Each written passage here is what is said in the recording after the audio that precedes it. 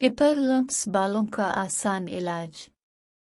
इपरल पर बालों की शिकायत ख़वातीन को अक्सर रहती है, जिसके लिए वो माह में 1 से 2 मरतबा पार्लर ज़रूर जाती हैं, लेकिन अगर किसी वजह से ना जा सकी तो इपरलम्प के बाल बढ़ जाते हैं और वो मूंछ नुमा लगने लगते हैं। अब घर बैठे किचन में इस्तेमाल होने वाली उन चीज़ों से करें अपने गैर ज़रूरी बालों की सफाई, वो भी सिर्फ 20 मिनट में।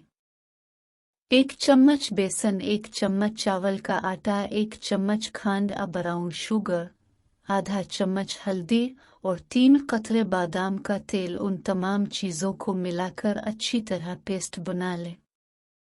ये पेस्ट अपने इपरलम्प पर लगाकर 15 मिनट छोड़ दें।